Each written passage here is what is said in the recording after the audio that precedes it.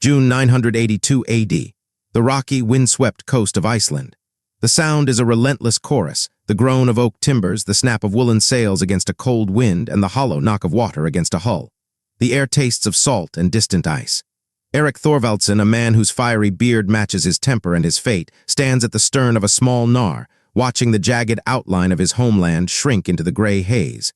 He is not an explorer setting out in glory. He is an outlaw, banished for 3 years for manslaughter following a bitter feud over a set of inherited benchboards. He is now a man with nowhere to go, sailing into the void of the North Atlantic. The sentence is a death warrant in all but name. The open ocean is his executioner. But Erik, whom men already call Erik the Red, for the color of his hair and the blood on his hands, is not a man who accepts fate. He has a secret, a fragment of a story overheard in a smoky longhouse. Years before, a sailor named Gunnbjorn Ulfsson, blown wildly off course, had reported seeing barren, rocky islands even further west. He called them Gunnbjorn Skerries, most dismissed it as a sailor's tale. For Erik, adrift and condemned, it is a thread of hope.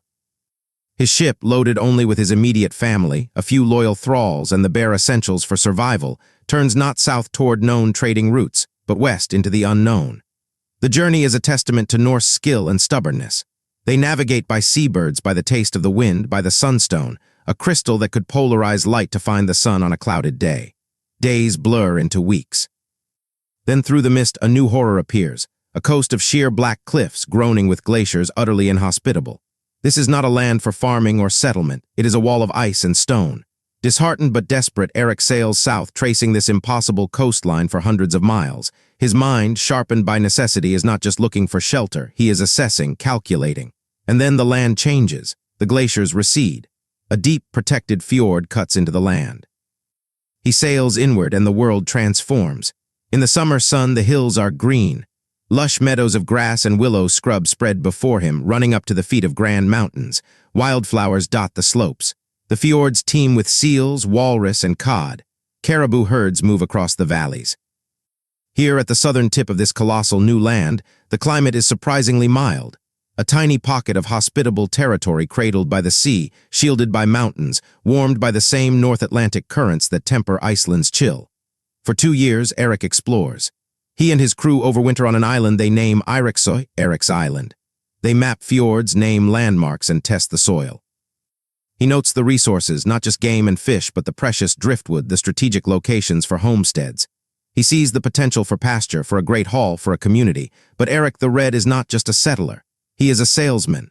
And as his exile nears its end, a bold, audacious plan crystallizes in his mind. He will not return to Iceland a penitent outlaw. He will return as a discoverer, a lord of a new territory. He will sell a dream. In 985 AD, his banishment over, Erik sails back to Iceland. He does not slink back. He arrives with a story, a proposition, and a name crafted not for accuracy but for marketing. He calls it Greenland. He works the crowds at the Thingvellir, the annual gathering for the Althing Parliament. He speaks to farmers struggling on Iceland's overclaimed, depleted soil. He speaks to younger sons with no inheritance, to ambitious men trapped in petty feuds. He paints a picture not of a marginal outpost at the edge of the world, but of a land of abundance. He said that people would be eager to go there, the saga's record, if it had a favorable name. The name Greenland is his masterstroke. In one breath, it erases the image of the 1,000 miles of barren ice coast he had to pass. It promises fertility, life, a new beginning. It is the greatest real estate pitch in history, and it works. 25 ships laden with hopeful settlers, their animals, their tools, and their dreams, set sail to follow Erik back to his green land. Only 14 would survive the brutal voyage, ice, storms, and descent taking the rest. But for those who made it, led by Erik to the choicest fjords he had pre-selected, the dream, for a time, seemed real. Erik claimed the best land for himself, establishing the eastern settlement at what is now Kakortok. He was no longer an outlaw. He was Erik the Red, chieftain, founder, and author of a magnificent, calculated deception that would echo for 1,000 years. Summer, 986 AD. Erik's fjord, Greenland. The lowing of disoriented cattle mixes with the shouts of men and the splash of oars as the first ships nose into the sheltered waters of what Erik names Eiriksfjörður. The settlers, bleary-eyed and sea-weary from the harrowing crossing, stagger onto the grassy banks. For a moment, the pitch holds true. The summer sun is warm on their faces.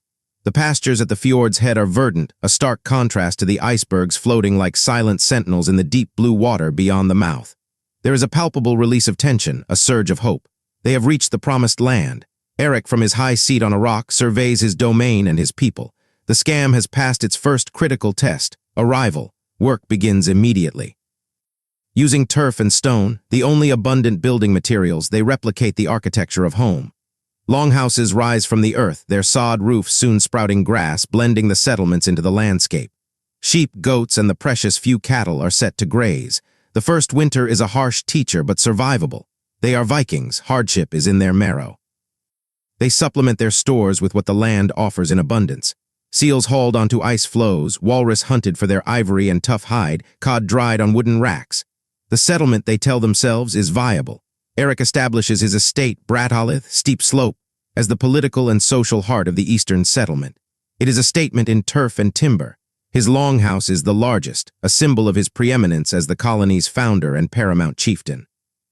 Here, the old Norse social order is reforged in this new world. There are carls, free farmers claiming their own strips of pasture, and trails, thralls to do the hardest labor. They hold feasts, recite poetry, and maintain the pagan rituals of their ancestors.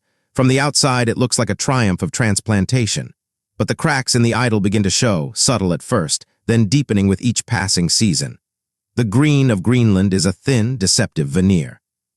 The growing season is brutally short, often just a few weeks. Frosts can strike in any month. The grass, while lush in summer, lacks the nutritional depth of Scandinavian or even Icelandic pastures. Livestock require constant, labor-intensive care, housed indoors for most of the year, their fodder painstakingly gathered from every available meadow. A single hard winter can wipe out a family's wealth on the hoof. The settlers are caught in a relentless economic squeeze. To maintain their European identity, to have the iron tools, the woven cloth, the luxury items, the very timber for ship repair that this treeless land cannot provide, they must generate and export. Their salvation and their trap becomes the walrus. From the treacherous ice packs of the Northersetter, the northern hunting grounds, teams of men risk their lives to hunt these colossal creatures. The prize is not meat, but ivory walrus tusks, and the even more precious H. valros whale rosters or narwhal tusks, sold in Europe as the horns of unicorns. This ivory becomes Greenland's currency, traded with Norwegian merchants for the essentials of survival. Yet this trade ties the colony's lifeline to a distant, fickle market and to the dangerous, grueling work of a few hunters. The social divide widens. A class of wealthy hunt masters emerges, while the majority of settlers eke out a marginal existence, their thin soils yielding meager barley harvests. They are not self-sufficient farmers in a fertile paradise, as Erik had sold them. They are precarious specialists in an extreme environment, their economy balanced on a knife's edge of ivory and ice. Furthermore, Erik's sales pitch had omitted the original inhabitants. Scouting parties and hunters bring back tales, and then sightings of strange figures on the northern coasts. Small, dark-haired people wearing skins, hunting from swift, skin-covered boats. The Norse call them scralings, wretches, or barbarians. These are the Thule culture ancestors of the modern Inuit, a people perfectly adapted to the Arctic. Initial encounters are wary but non-violent, simple trade, Norse metal for Inuit ivory and furs. But the presence of the scralings is a silent rebuke to Erik's claim of an empty, available land. It introduces a latent threat, a reminder that the Norse are not masters of this environment, but interlopers in a world that has long sustained others far more adept at its challenges. At Brathalith, Erik the Red grows older, his authority solidified but his grand vision revealing its inherent fragility. The colony exists, it persists, but it does not truly thrive. It is a tenacious holdout, a community living on a promotional promise that the land itself cannot sustain. The settlers are now invested both in blood and toil. There is no returning to an Iceland that has moved on. They must make the dream work even as the green of summer fades year after year into the long, consuming white of winter, and the fundamental truth of their situation becomes harder to ignore. They were sold a vision of fertility, but they must survive on a margin of ice. Early 14th century. The western settlement, Greenland. The wind howls down from the ice cap with a sound like 1,000 lost souls. It is a sound that has become familiar, a constant companion to the few hundred souls clinging to life in the western settlement, a smaller, more northerly outpost of the Norse colony. Here, a man named Eyjolf stares at a boundary stone half buried in a drift of snow that has not melted since spring. It marks the edge of his pasture, land his grandfather claimed. Now it is buried under permafrost. His sheep, bony and huddled in their byre, gnaw on seaweed and lichen. The memory of summer grass is a fading myth. This is the climax of Erik the Red scam, not a sudden catastrophe, but a slow, suffocating squeeze. The climatic window that allowed the Vikings to land and entrench themselves is closing. The Little Ice Age is not a dramatic event in a chronicle. It is a creeping reality measured in shorter growing seasons, longer winters, and the relentless advance of glaciers that grind over outlying farms, swallowing the past into silent blue ice. The Greenland is receding inch by inch, year by year, revealing the brutal underlying geology of the sail's pitch. The economic engine of the colony is seizing up. In Europe, the market for walrus ivory is collapsing. Elephants, with their larger, more workable tusks, are supplying a burgeoning luxury trade via African and Asian routes. Greenland's niche product is now a curiosity, its value plummeting. The merchant ships from Norway, their holds filled with iron, timber, and grain, come less frequently. The last royal trade ship, a lifeline sanctioned by the Norwegian crown, is recorded in the early 1300s. Then the silence from over the horizon becomes absolute. The Norse Greenlanders are not just isolated, they are forgotten. Internally, the society turns inward and rigid. In a world of scarcity, hierarchy hardens like ice. The powerful chieftains at Brattahlid and in the larger eastern settlement hoard what little prestige goods still arrive. The church, which established a bishopric in Greenland in the 11th century, a shocking act of institutional belief in the colony's permanence, now commands tithes from a people who can barely feed themselves. They build a cathedral at Garthar dedicated to St. Nicholas from stone. It is the largest church in all of Greenland, a monumental act of faith and folly, consuming labor and resources that can no longer be spared. The settlers continue to bury their dead in consecrated ground, in European clothing, clinging to an identity that the land refuses to support. Then, the Skraelings return. No longer curious traders, they are now competitors for the same dwindling resources. The seal rookeries, the walrus haul-outs, the scarce driftwood. Encounters shift from wary barter to skirmishes. The sagas tell of clashes, Norse iron against walrus hide armor and ivory-tipped harpoons. The Norse have their weapons, but the Thule are mobile, adaptable, and infinitely more proficient in this environment. They do not need imported grain or timber. They live within the rhythm of the ice and sea.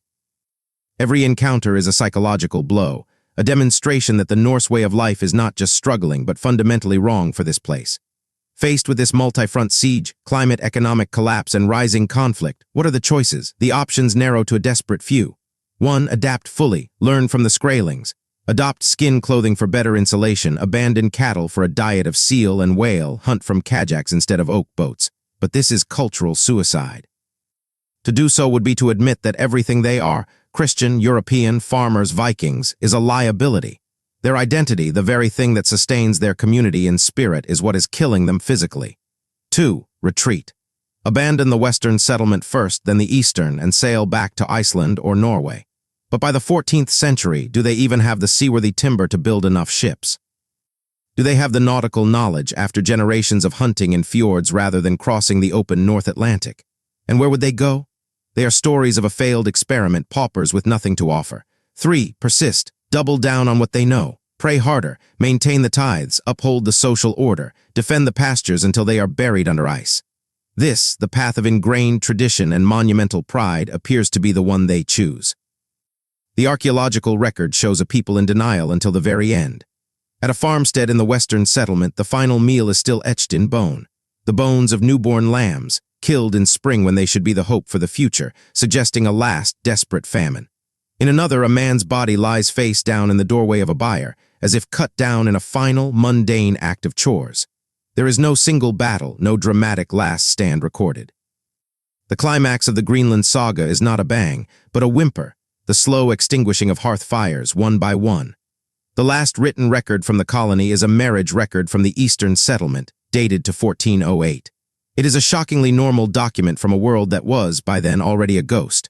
After that, only the wind, the ice, and the silent, encroaching Skraelings remain. The grand real estate development, built on a masterful lie and sustained by centuries of stubborn courage, finally succumbs to the truth of the landscape it could never truly conquer. September 1721, the ruins of Brattahlid Eastern Settlement. A Norwegian missionary named Hans Eged stands ankle-deep in spongy turf, surrounded by the ghosts of stone. The walls of Erik the Red's great hall are just low, grassy ridges in the earth.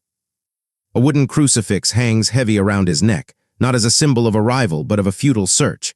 He has come, backed by the Danish-Norwegian crown, on a quest to find the lost Norse colony, to reconnect with fellow Christians who might have lapsed into paganism. He finds only silence, broken by the cry of gulls and the distant crack of calving ice. The people he sought have been dust for centuries. Erik the Red's Greenland is no longer a settlement. It is an archaeological puzzle, a cautionary tale written in soil and bone. The long-term impact of Erik's scam is a story of historical amnesia and enduring nomenclature. For Europe, Greenland didn't vanish in a dramatic collapse. It simply faded from memory. On maps, it lingered as a vague, mythical place. Ultima Thule, a land of unicorns and northern marvels. The failure of the colony was not studied. It was forgotten, a minor footnote in the north.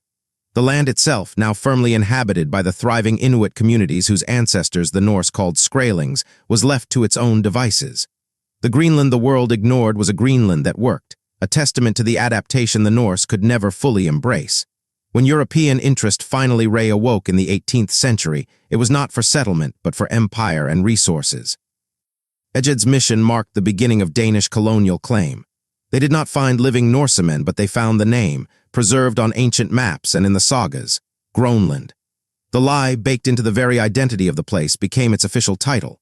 The Danish colony, centered on trading posts like Godthab, modern Nuuk, perpetuated the name for administrative and historical continuity, a bitter irony that Erik would have savored. The marketing term had become the permanent geographic label. In the 20th century, science began to dissect the corpse of the Norse colony. Archaeologists wielding trowels and climatologists reading ice cores pieced together the true story. The layers in the ice told of a rapid cooling.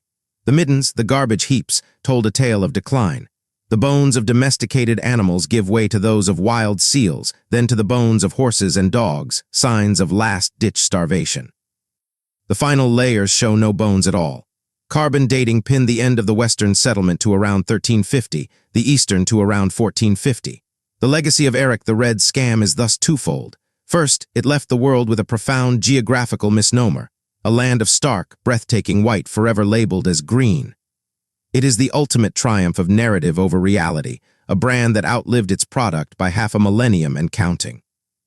Every modern map, every weather report, every reference to the world's largest island repeats Erik's optimistic fraud. Second, and more profoundly, the story of Norse Greenland has become a central parable for our own time. It is a case study in societal collapse, taught in classrooms and cited in debates about climate change and cultural sustainability. The Norse were not primitive, they were technologically advanced for their age. They were not lazy, they were fiercely resilient. Their failure was a failure of flexibility, of imagination. They could not let go of the dream they were sold, the dream of a Greenland that was a greener Iceland. They prioritized their identity as European farmers and Christians over the practical necessity of becoming something new, of learning from the environment and its people. When the last Norse Greenlander drew their final breath in a cold, dark longhouse, they were not just the victim of a changing climate or bad luck. They were the final inheritors of a choice made centuries before by a charismatic outlaw with nothing to lose and a new world to sell. They died upholding the vision of a green land, even as the white closed in all around them. In the end, the greatest consequence of Erik the Red's real estate scam was not the founding of a settlement, but the blinding power of a story so compelling that an entire civilization chose to live and die by it, rather than write a new one.